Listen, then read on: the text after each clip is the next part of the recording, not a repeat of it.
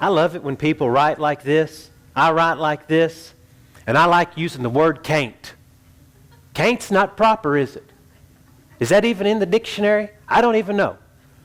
I have a friend that he'll write me. He used to write me. He said, I watched your sermon this morning. He'd like to critique me. That's good. I need critiquing. I used to have people that would sit out in the audience. Two of them were actually from WPSD, former employees at WPSD. And I said, I need you to critique me every time that I get up and speak.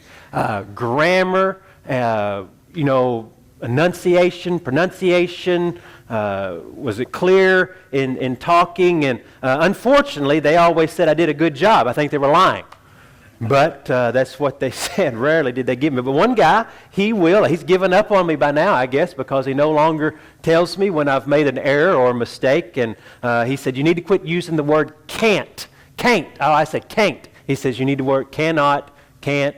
Quit using can't. And it makes you sound uneducated. Well, I'm from Western Kentucky. What do you expect? Education doesn't run very deep. Graduated from Lone Oak. But this person writes, thank y'all. I love writing y'all when I send a correspondence or a text or an email to somebody. I want them to know that it's okay to use y'all. Thank y'all for the love and support through my membership with y'all have been so kind to me. That's just great. I love using the word y'all. So there you go, Logan Hawks. I like y'all. Looks like I wrote that to y'all.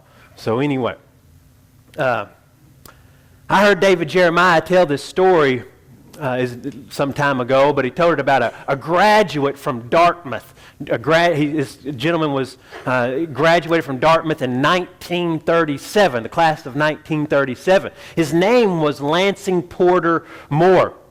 After 1937, he spent the next 50 years of his life raising money to help build Dartmouth College and to help support the faculty at that school. When he died at 75 years of age, he left the school $2 million. They named the campus theater after him because of that. When his wife died a number of years later, she left them $18 million.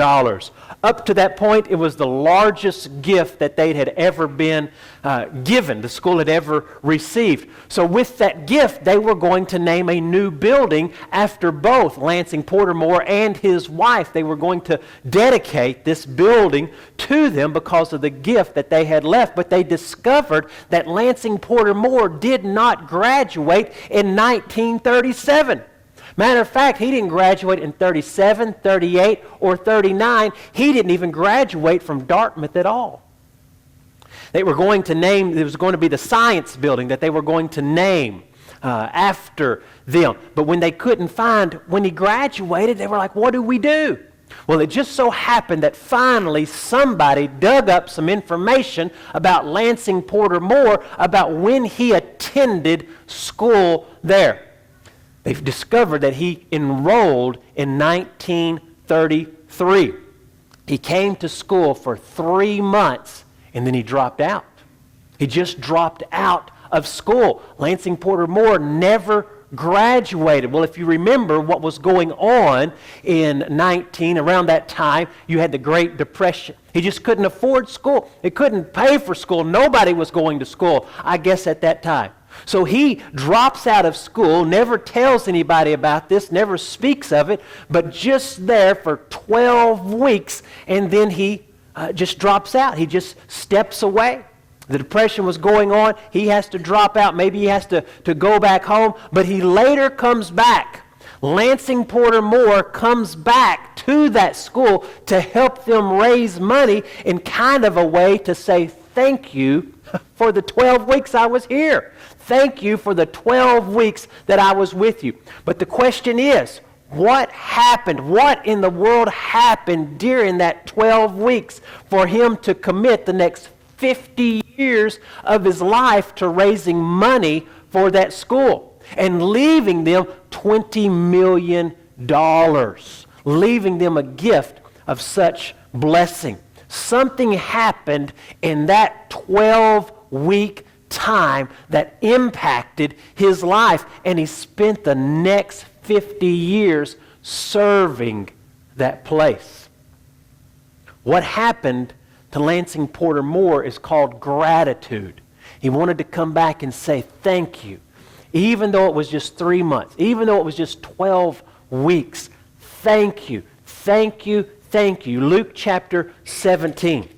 This is the story of the 10 lepers, and one of them comes back to say, thank you, thank you, thank you, thank you. In all this that we read here today, I want you to see that this is an attitude of gratitude is what it is. This leper comes back to say thank you, and he has this gratitude about him. And what you need to see is that having an attitude of gratitude will open the door of grace in your life. Will be the key that opens the door for grace to be poured out on your life. And we're going to see this in this leper's life right here. But God does something with this leper, and it's because he is grateful. He exhibits this great being grateful about him. Now we have this leper in his life. He had something that only Jesus could fix. Only Jesus could fix there was no healing. I'm not real sure, but if memory serves me right, you could be healed. But if you were healed of leprosy back in biblical times, you had to be inspected by a priest and purified and all this ritual. I'm not even real sure that there's great accounts of anybody being healed of leprosy completely. At least so especially not at the level that this leper was healed. I'm pretty sure of it. But this leper is healed, and he had something that only Jesus could fix. And that's the issue with us too. There is something in your life that only Jesus can fix. There's something going on with you that Jesus is the one who needs to address it, that Jesus is the only one who can fix the problem, the issue, the circumstance in your life. So let's look at verse 11 here, Luke chapter 17. While he was on the way to Jerusalem, he was passing between Samaria and Galilee. Now, what just happened before this, we need to go back and look at as well. John chapter 11. Keep your finger in Luke 17, but look at John chapter 11. What has caused Jesus, why has Jesus gone this way? Why is he on the way to Jerusalem? Why is he passing between Samaria and Galilee? What got him out to this area? So we're going to look at John chapter 11 and see why he was out there, maybe to encounter the lepers. In John chapter 11, verse 47 through 54 is what we're going to read at here. But Jesus has just raised Lazarus. He's just raised him, resuscitated him from the dead. So let's look at 47 and 48. Therefore, since all this has happened, you can read all that before, but therefore the chief priests and the Pharisees convened a council and were saying, what are we doing? For this man is performing many signs. If we let him go on like this, all men will believe in him, and the Romans will come and take away both our place and our nation. So the leaders are afraid that they're going to lose power, they're going to lose money, they're going to lose their place of prominence. Jesus is raising people. He's resuscitating people. Lazarus is coming up out of the grave. He's removing his grave clothes. Jesus is doing this, and people are gravitating toward him. They're seeking him out. And these Pharisees, these religious leaders, are afraid of what they're going to lose, that Rome is going to come in and just take everything from them. Verse 49, but one of them, Caiaphas, who was the high priest that year, said to them, you know nothing at all. What he really says is, you idiots. That's what he calls them. He says, you idiots. That's basically what he is saying. You know nothing at all. Verse 50, nor do you take into account that it is expedient for you that one man die for the people, and that the whole nation not perish. Now, he did not say this on his own initiative, but being high priest that year, he prophesied that Jesus was going to die for the nation. 52, and not for the nation only, but in order that he might also gather together into one the children of God who are scattered abroad. Now, that's me and you. That's for us right there. Going to gather in those that are scattered, gather in the children. So Caiaphas is prophesying about Christ. He's prophesying about the church. He doesn't even know it. He doesn't even know what he's saying. Verse 53 and 4. So from that day on, they planned together to kill him. Therefore, Jesus no longer continued to walk publicly. Now here it is right here. How did Jesus get out there? Why was he out there in that place? He didn't walk publicly among the Jews anymore, but went away from there to the country near the wilderness into a city called Ephraim, and there he stayed with his disciples. So the resuscitation of Lazarus and this conspiracy is about 6 months prior to the crucifixion. So Jesus, he's resuscitated Lazarus. He's had this encounter. The Pharisees have had this dialogue amongst themselves. Caiaphas has prophesied, unbeknownst to him, he's prophesied about Christ, the church as well. And this is all about 6 months before the crucifixion. So what did the last verse say? The last verse says he removes himself from the Jews. He turns away from them. He goes out into the countryside, into this area. And when he's out there in this area with his disciples, that's when he's going to meet these lepers. This area that he went to was really a no man's land. He goes out into no man's land. Now go back to Luke right here. Nothing good happens in no man's land. You watch a war. You know they call there's no man's land in war. You watch a war movie. You see these sections where there is maybe old trench warfare or hand-to-hand combat or something. It's just there's nothing good that happens in no man's land. I started playing tennis a little over a year ago, and there's a certain area on the tennis court that is no man's land. You're neither close enough to the net to make any good come of the match or the game or the point, and you're not far enough back on the court for anything good to happen. You're in a no man's land where all you do is just get eaten up. In the game.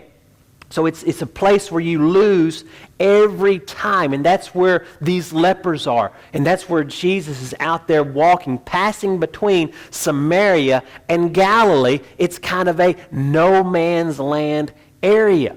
So who would you think to find in a no man's land area? Lepers. There's these lepers. Jesus is just walking between these cities here in this area. And it's just picture this in your mind. Jesus walks up over a hill, and what does he see over the top of this hill? Lepers. There's 10 lepers out there. 10 lepers, and they're living outside of the city because they're condemned. They cannot live in the city. They're in this no man's land. Lepers were actually called dead men walking. So Jesus walks over this hill. He sees these lepers in no man's land, these dead men walking, because that's all they were doing. They were just getting around until they finally died. And Jesus encounters them. They encounter Jesus. Now the disease of leprosy is a picture of what sin does to a person's life. If you're familiar with leprosy, if you've read anything about it or studied it or even seen it on a show or something like that, you know what leprosy does to your digits, to your fingers, your toes, your extremities, how it just rots that stuff away. And it's a picture of what sin does to your life. Leprosy is how sin rots away at your life. This disease was often full-blown. It often affected children. It came on at an early age, and usually by the time a person was 15, they had the full-blown effects of leprosy. So quite possibly these 10 leprous men, it says, they could have been more than likely young men. Young men. So this disease has been rotting at their body. It has deteriorated their body. It has destroyed their vocal cords. So think about that as we look at verse 13. Verse 13, their vocal cords have rotted away. Their vocal cords are destroyed. And they raise their voices saying, Jesus, Master, have mercy on us. The way a leper talked was with a screech. Now, I wish I could screech like a girl. Matter of fact, yesterday, have y'all seen these? Do y'all go shopping at the Kroger in Murray? Anybody go to Kroger Murray? In the frozen, in the ice cream section, do you know what they have? They have something in Murray that they do not have in Paducah. They don't have it anywhere else that I've gone to the grocery store. They have Mickey Mouse ice cream bars. Praise the Lord. They're limited edition. Get them while you can, because I bought some yesterday. I bought all they had. They were on sale. But in my heart, I screeched like a little girl when I saw them. I went running down the aisles, waving them in my hands. Brenna left the aisle and walked away. But these lepers had to screech like a little girl, screech like she found Mickey bars. So that's their voice. They didn't have vocal cords. So imagine these lepers now. So let's think about the pain that they're under. Their nerve endings are shot. Their nerve endings are just exposed as this disease rots them away. Pain, this has got to be a terrible. You had shingles. That affects your nerve endings. Some of y'all have had that. Shingles before, or chicken pox, same kind of the same thing. You know how that affects your nerves right there and that tingles. But just on a greater scale, imagine having these, your ears and things rot off and the nerves left exposed, and then they can't even speak really, but yet they are able to screech this out. Jesus, Master, have mercy on us. Now they're intent. They know who this guy is. But look where they're at. As he entered the village, 10 leprous men who stood at a distance met him. So they're at a distance. Lepers had to stand at a distance. They couldn't get too close to the village, too close to the town, too close to others. So Luke says these leprous men who stood at a distance. So they're standing. Maybe that's painful for them to stand. Maybe it hurts for them to stand. But they are standing and they are addressing Jesus. They raise their voices as best they could. They screech. They stand up. That hurts. They screech. That's got to hurt. And they identify, they call out, Jesus, Master. Now, Master right here is the translation of stand over. This word master is translated, stand over. The lepers stood up, they cry out, Jesus, Master. What they're saying is, they're crying to Jesus, Jesus, come stand over the situation in my life. Jesus, come stand over the need that I have in my life. Now, somebody needs to hear that this morning. Jesus, you cry out to Jesus, he will come stand over the need you have in your life. Financial, marriage, relationships, friends, loss of, you have a need in your life. You cry out to Jesus, Master, stand over this I have in my life. That's what the lepers did. The lepers cried that out. And look what they did. They identified him. Jesus. All this is in one sentence. This is a great sentence right here. This is a great sentence. This is a sentence. You want to cry out to Jesus? You use this sentence right here. Have mercy on us. Jesus, Master, have mercy on us. Well, here's what's packed up in this sentence right here. They identify Jesus as the Messiah. Jesus, Messiah. They identify him as Master. They identify him as the one who is overall. The Messiah, overall. Then what's the last part of this little verse? have mercy on us. It's a cry of, you could say, salvation. It's a cry of redemption. It is definitely a cry, come make me whole. Messiah, stand over my need and make me whole. Pretty simple. Pretty simple cry to Jesus. See, you know who Jesus is. You've read the Bible, but that's not enough. You come to church, you go to Sunday school, you participate in Fifth Sunday offering, you give a little bit when the offering passes weekly. But you need to call out to Him, have mercy on me. When you make that cry to Him, have mercy on me, Messiah, the one who stands over my need, He will answer. Verse 14, He's going to answer them. When He saw them, He said to them, go and show yourselves to the priests. And as they were going, they were cleansed. So it wasn't immediate.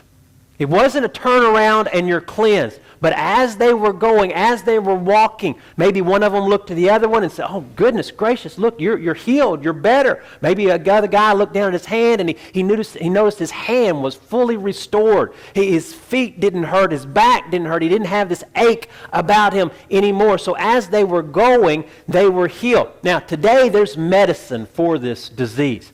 There is medicine to help counteract the bacteria or whatever. But you know what the medicine cannot do? The medicine that is available today cannot regrow your fingers. It cannot regrow your nose. It cannot regrow the ear. It cannot regrow the eye, the eyelids. It cannot regrow the vocal cords, the voice.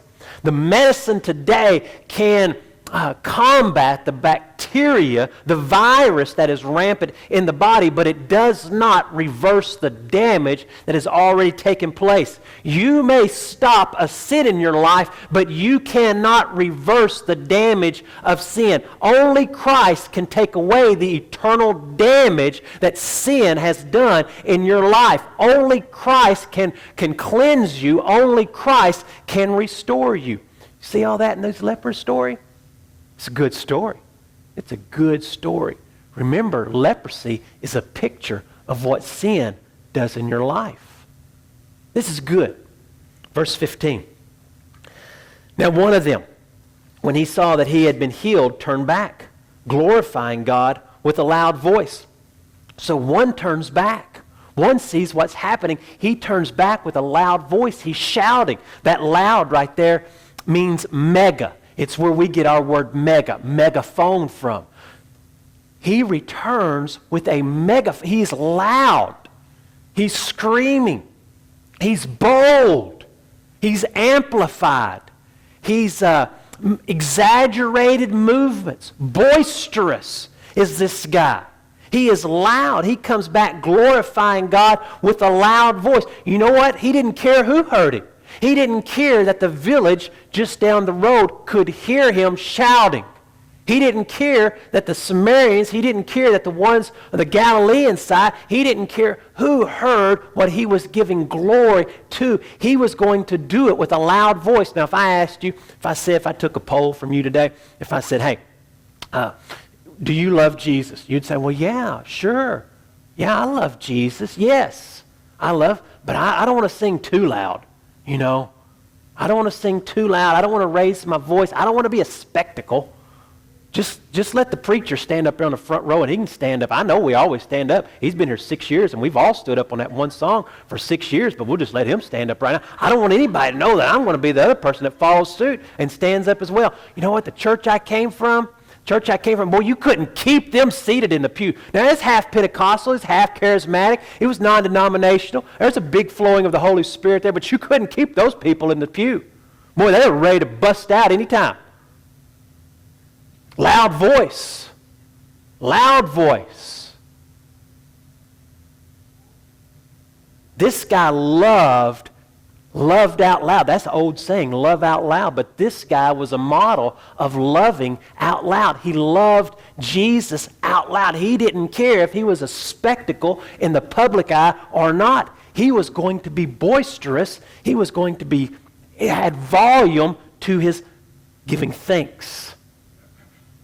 See, you may not have been saved. You say, well, I'm not saved from leprosy. I can't really relate to him. But you need to give a loud thanks for Jesus saving your soul. Verse 16. And he falls on his face at his feet, giving thanks to him. And he was a Samaritan.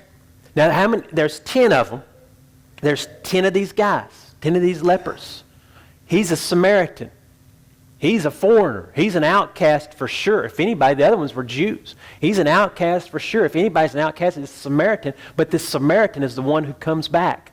Who would you think? Would you be more inclined to say, okay, I'm going to take 9 of you guys and I'm going to get you all sick or something, and I'm going to set you outside on the road somewhere on a street corner, have you begging people. I'm going to put one foreigner, an alien, one person from another country who doesn't look like you, not the same color as you, doesn't have the same hair as you, doesn't dress like you, smells a little funny or something like that. But I'm going to put him with you. You're the religious people. And somebody comes along and heals you. And you religious people, where do you go? Who do you give thanks to? See, this one foreigner, this one Samaritan, if anybody should have been given thanks, it should have been the other 9. They were religious people. But the religious people discredited. They just went on. But this one Samaritan here, he comes back and loudly gives thanks to God. He's giving thanks to him, and that thanks there is a thank you, thank you, thank you. It's a continual thank you. This dude went overboard with thanking Jesus for restoring his health, for bringing that health back to him. It was a continual thank you that he kept saying. Now, am I saying that you should go overboard in praise? I'm saying you should try it. You should try to go overboard in your praise to God. Because if you just try, I'm pretty sure you'll never get overboard in your praise to God. But if you just try it, maybe you could get a little bit going. I remember I used to tell Brenna and Michaela or anybody that I would coach, exaggerate your movement. Exaggerate it and practice. Running, swing harder, violently. Do it violently. Throw that ball hard, because I know when you get into the game that you're going to contract, that you're going to pull back into something that's softer. So try to practice something harder. I don't think you understand what I'm saying. I'm saying you ought to practice praising with this energy. There should be some energy about your thankfulness, your gratitude for Jesus Christ saving your soul from a burning hell. You should practice with a lot of energy, because when you come in here, if just 1% more of that energy flowed, it'd be pretty good. I'd be thankful. So this Samaritan falls at his feet, giving this thanks to him. Verse 17. Then Jesus answered and said, were there not 10 cleansed? And Jesus knew. He knew how many there was. But the 9, where are they? 10 were there, but only 1 returns. Now you may feel grateful. Maybe these other 9, maybe they felt grateful. In their heart, they were grateful to God. I'm grateful to God for doing that. But do you show it? The one comes back and he shows it. I feel grateful, but do you show it? This guy, this one, he comes back and he shows how grateful he is to God. Do your actions portray how grateful you are to God? Do your actions portray your thankfulness to God? 9 felt something. 9 felt something, but only 1 man expressed gratitude to Jesus. Now here's the last thing I want you to see. He expresses this gratitude, and Jesus rewards him. He has an additional reward. There's more for him because he expresses this gratitude. Are all of them restored? Well, yeah, they're all restored. They're all healed. They're all made whole. But this one person who gives 1% more, who gives a thank you, thank you, thank you, who returns with energy, with a loud voice, he is rewarded even more. And we're going to see that right here.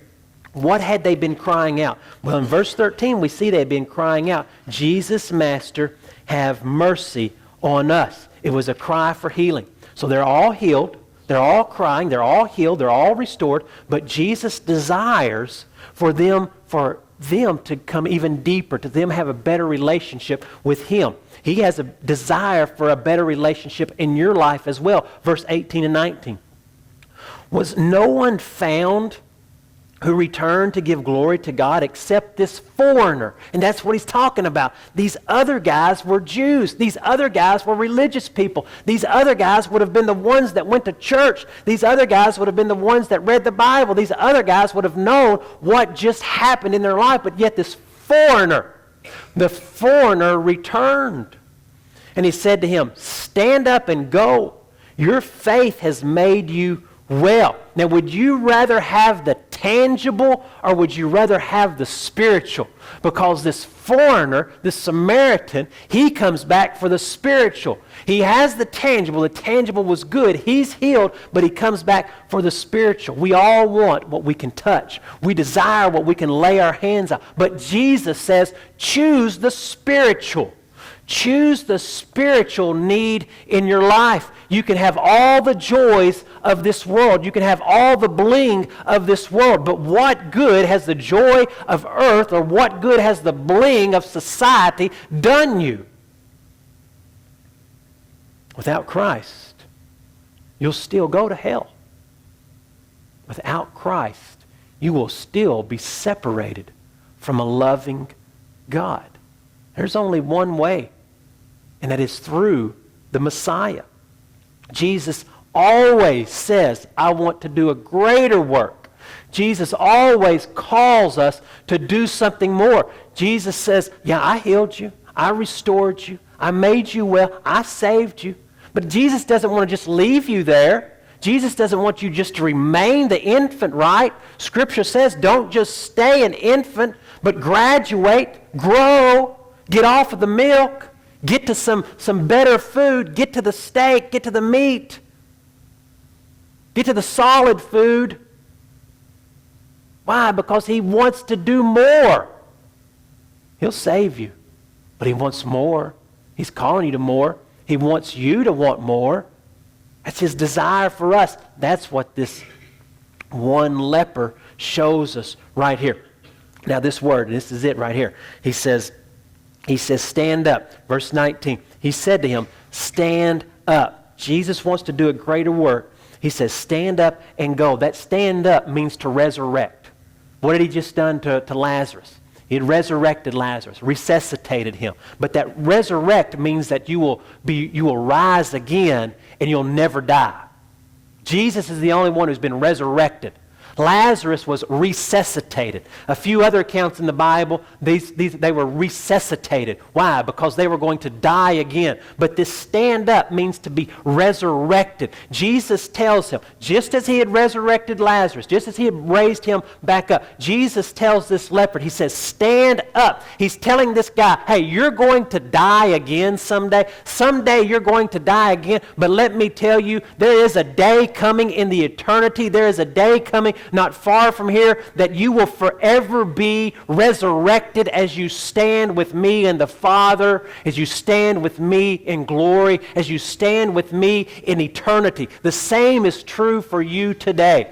There is a day, there is a time when you as a Christian, as a believer, will be resurrected, when you will stand with God, when you will stand with the Messiah, when you will stand with Christ who died for you, who took the sin for you, who took the pain, the punishment, who took the weight of the world. When you will stand in eternity with Him, you too will be resurrected. And that's what He's telling this leper.